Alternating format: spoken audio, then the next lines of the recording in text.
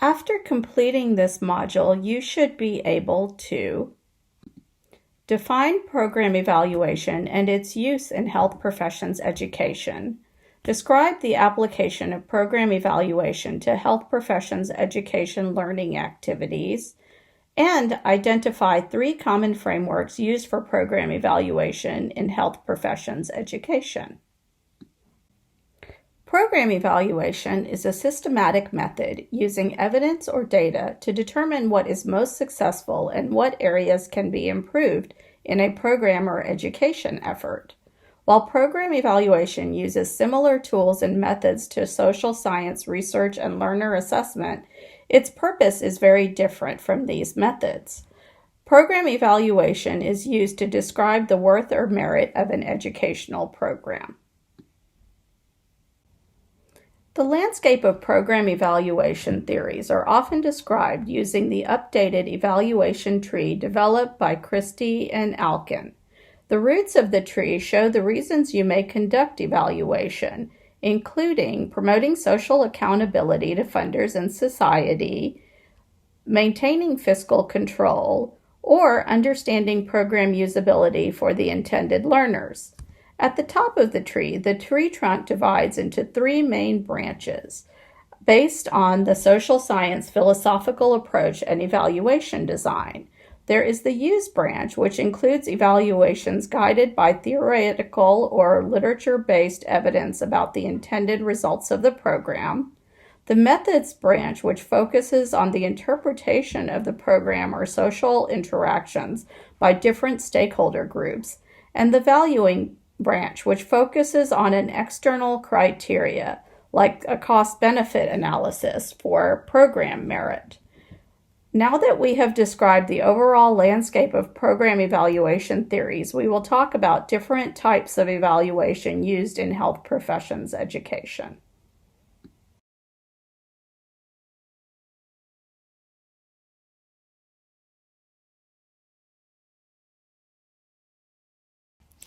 There are 3 major types of evaluation used in health professions education.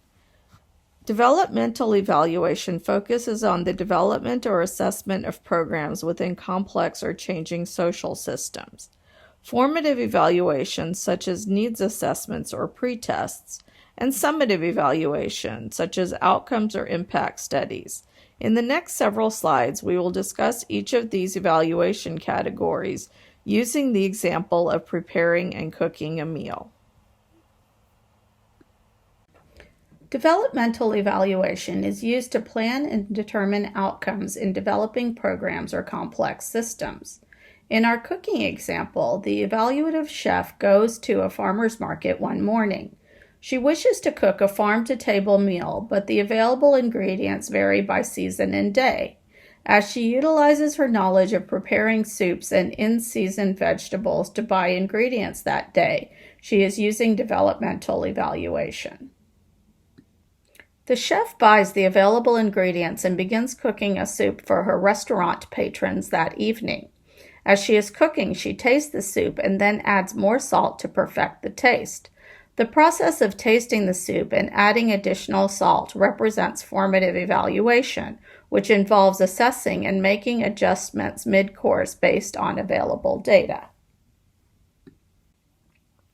Summative evaluation occurs at the end of a program or educational effort to determine lessons learned for the future. Our chef serves her soup at her gourmet farm-to-table dinner that night. As patrons finish their meal, they complete a review of the meal in a restaurant app. The chef reads these reviews and considers the patron's feedback. She then updates her soup recipe for next time. We have now completed our description of the 3 types of program evaluation. Next, we will describe common evaluation theories used in health professions education.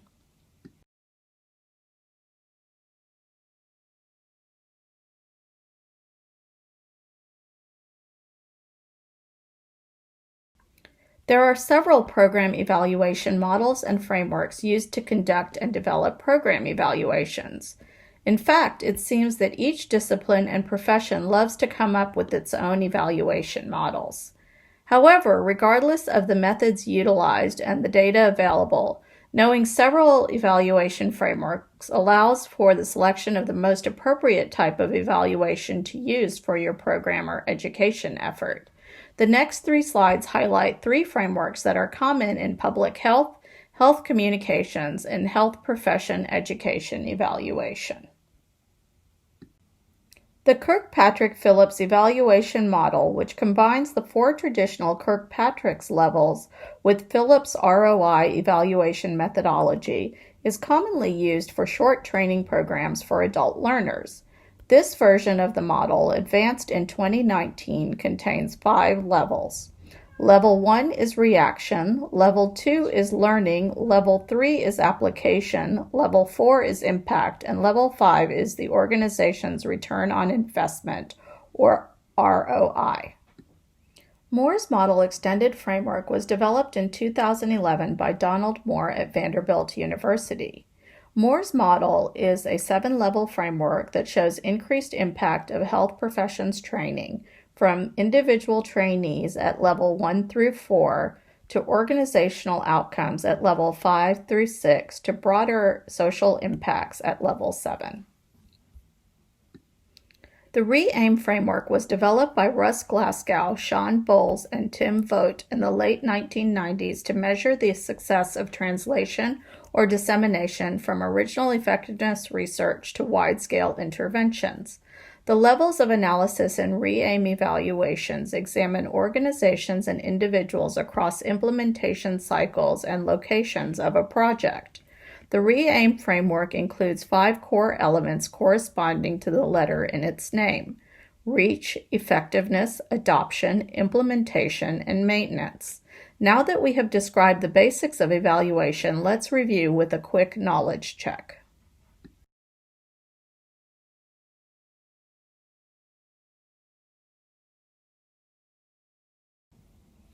Imagine that you conduct a Zoom poll in the middle of a virtual health professions education training course. The purpose of the poll is to help you determine what the learner has learned already. What type of evaluation are you conducting? Would you say it is a developmental, formative, or summative evaluation?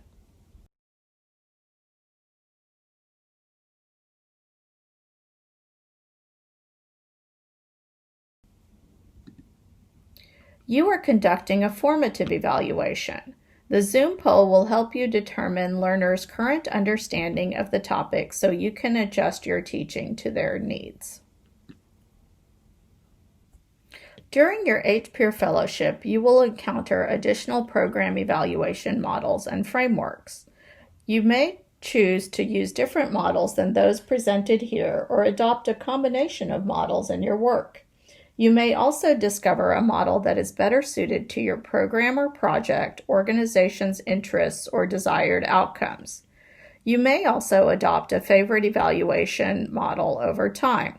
The most important thing is that you choose a model that works for you, your project, and your stakeholders' needs. How will you apply this information to your work as an HPEER Fellow? Thank you for watching this introductory video. We hope that this information has been helpful. If you would like to know more about the content covered in this video, please reach out to your site mentor or contact the HPEER Coordinating Center at VHAHOU_HPEER@va.gov.